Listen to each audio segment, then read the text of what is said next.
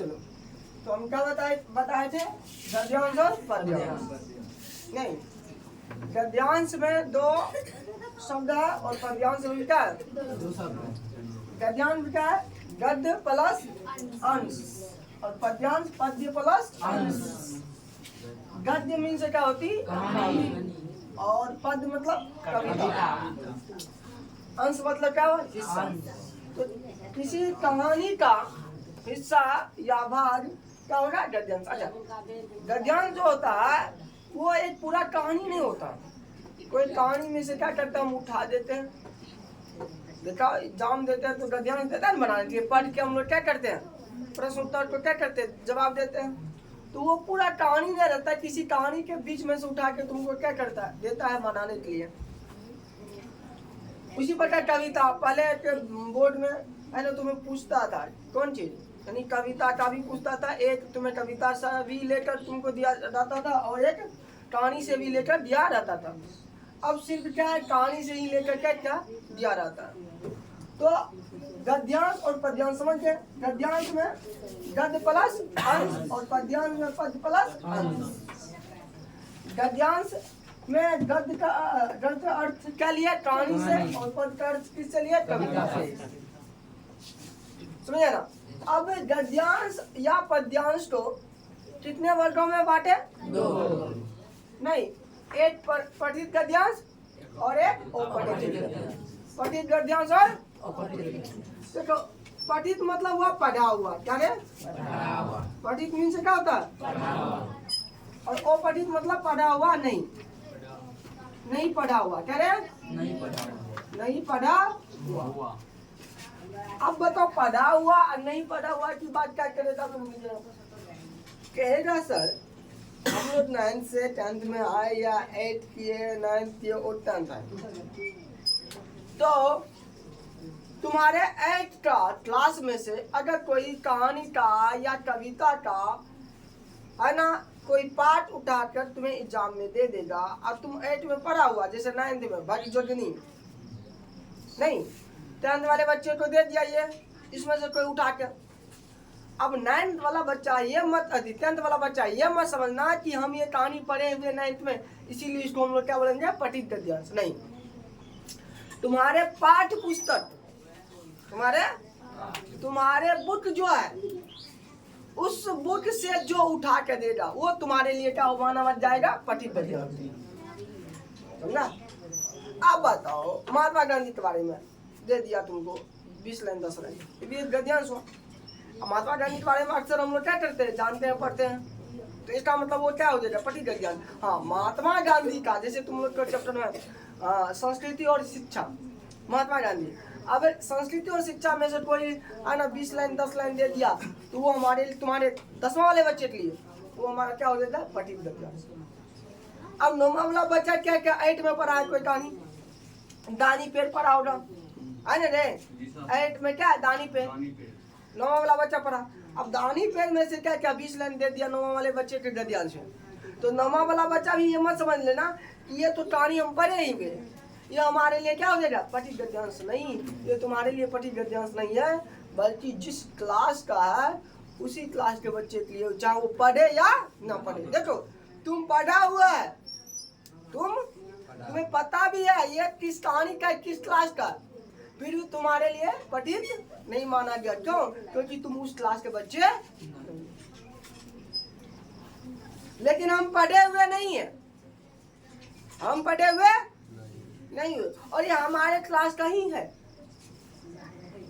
तो हमारे लिए तब पर क्या माना जाएगा, पठित गद्यांश माना जाएगा।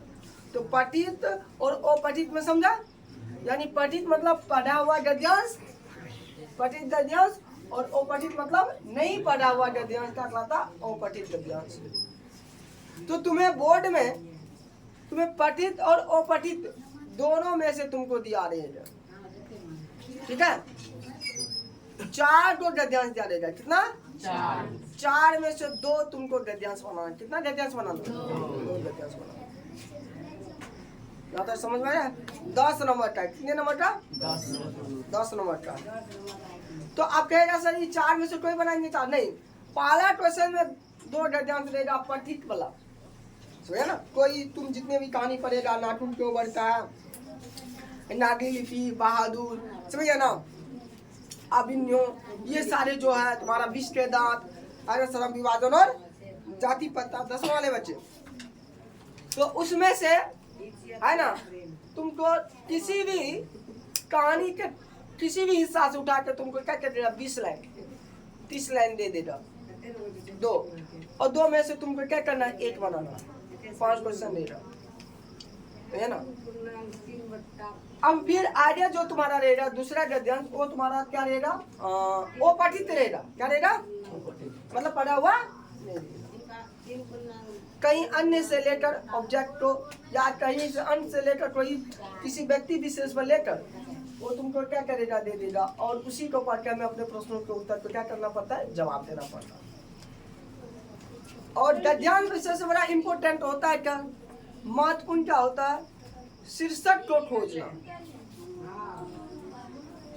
कहानी या कविता का सबसे बड़ा अंग क्या होता है, शीर्षक। बिना शीर्षक के कहानी या कविताओं की कल्पना करना संभव ही नहीं, है ना। सबसे पहले कहानी या कविताओं को लिखते हैं तो हमें शीर्षक लिखना पड़ता है। शीर्षक क्यों लिखना पड़ता है, क्योंकि हमें जो शीर्षक है कहानी उसी के इर्द गिर्द को लेकर हमें क्या करना, चलना है। अगर हमको शीर्षक पता नहीं है तो कहानी को हम किस मोड पे कहाँ लेके चले जाएंगे, नहीं है ना। इसीलिए कहानी या कविता का शीर्षक सबसे बड़ा क्या होता है, इम्पोर्टेंट होता है। जो हमारा शीर्षक होगा, जैसे मान लो देखा होगा, जैसे फिजिक्स केमिस्ट्री आप पढ़ाते हैं तो एक टॉपिक लेते हैं, ये टॉपिक है, तो उसी टॉपिक पर क्या करते हैं, पढ़ाते हैं। क्या उस टॉपिक से बाहर चले जाते हैं, नहीं। बनाने के लिए क्या होना चाहिए, एक टॉपिक होना चाहिए ना। उसी प्रकार कहानी का लिखने के लिए, कविताओं लिखने के लिए हमारे जहन में, हमारे मन में क्या होना चाहिए, एक क्या होना चाहिए, टॉपिक होना चाहिए या शीर्षक होना चाहिए। तब हम क्या करेंगे, उस शीर्षक के अनुसार क्या करेंगे, लिख पाएंगे। यहाँ तक समझ में आया। अब समस्या ये होता है कि सर शीर्षक को कैसे लिखेंगे, वहाँ पे तुमको लिखा नहीं रहेगा। पहला क्वेश्चन यही पूछेगा, गद्यांश का पहला क्वेश्चन रहेगा कि इस गद्यांश का शीर्षक क्या है, इस गद्यांश का क्या होगा। तो देखो पठित है तो पठित में आसान होता है, बच्चा का सारा कहानी पढ़ा हुआ है। दही वाली मनगम्मा में से ही कोई लेख के दे दिया। मनगम्मा दही है ना, अक्सर क्या करती थी, बेंगलुरु के शहर में क्या करती, दही बेचा करती थी। इस टाइप से शब्द आया, दही आया, मनगम्मा का नाम आया, रजम्पा का नाम आया, नहीं रजम्मा का नाम आया, है ना। श्रीनिवास जी के माँ का नाम आया, तो इस माँ का नाम तो नहीं है श्रीनिवास जी की माँ, लेकिन माँ जी शब्द आया, माँ जी करके पुकारती थी। मनगम्मा श्रीनिवास जी के माँ को क्या, माँ जी करके पुकारती थी। यानी ये सारे शब्द आया, जो बच्चा पढ़ा हुआ वो समझ जाएगा क्या, ये पढ़ा हुआ गद्यांश आया, हमारे पाठ्य पुस्तक का क्या है, अंश है। इसीलिए वो समझ जाएगा। तो उसको क्या करना चाहिए, जिस कहानी से लिया गया उस कहानी का जो शीर्षक है वही शीर्षक हमें क्या करना है। दही वाली मनगम्मा लिखा हुआ है तो शीर्षक में क्या देंगे, दही वाली मनगम्मा। शीर्षक मतलब हुआ कि जैसे मान लो श्रम विभाजन और जाति प्रथा, ये हमारा क्या है, किसी भी कहानी का शीर्षक है। शीर्षक मतलब हुआ कि हम किसके ऊपर बता रहे है ना, वो हमारा क्या हुआ, शीर्षक है ना। जैसे श्रम विभाजन और जाति प्रथा तुम देखा होगा, श्रम और जाति प्रथा के बारे में डॉक्टर भीमराव अम्बेडकर बताते। श्रम विभाजन का तो श्रम के अनुसार, मेहनत के अनुसार क्या करना, कामों को विभाजन करना। और जाति प्रथा का अर्थ हुआ क्या, जाति के आधार पर कामों का विभाजन करना। जैसे हमारे समाज में पहले था, अगर लोहार का बेटा है लेकिन उसको आईएएस बनने का उसमें क्वालिटी है, लेकिन लोहार का बेटा होने के कारण वो क्या बनेगा, लोहारी बनेगा। कुम्हार का बेटा है, उसमें भी है ना कोई डॉक्टर बनने की है, उसमें भी लिखी है, लेकिन कुम्हार होने के कारण वो कुम्हार का ही काम करेगा। ये जातिगत पेशा में क्या क्या उसको वर्तमान परिवेश में हुआ नहीं। श्रम विभाजन हुआ कि श्रम के अनुसार क्या करना विभाजन। श्रम विभाजन का मतलब हुआ कि व्यक्ति के किन कामों में रुचि है उसी के अनुसार उसको क्या करना चाहिए, श्रम करने के लिए देना चाहिए।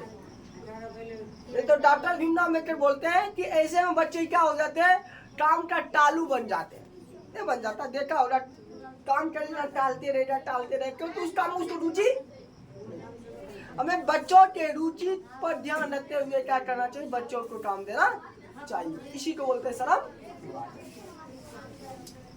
इसको सिंपल भाषा में समझो। कहा जाता है विद्वानों से कि बच्चों का चुनाव जो करना चाहिए, बच्चे क्या बनना है, मतलब उसका श्रम हुआ ना। डॉक्टर बनना है, इंजीनियर बनना है, कोई गार्जियन क्या करता है, फोर्स करेगा बच्चे को डॉक्टर नहीं बनेगा, कहगा कि नहीं तुम डॉक्टर बनो।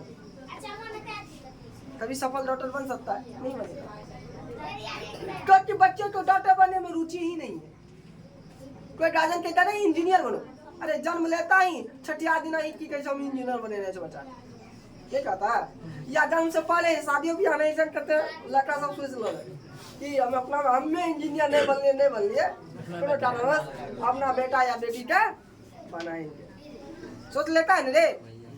हाँ, अभी वो कहते कि एक कहावत सुनाओगे क्या रे? नहीं रे, एक कहावत पकड़ा गाँव में नहीं आ रही क्या?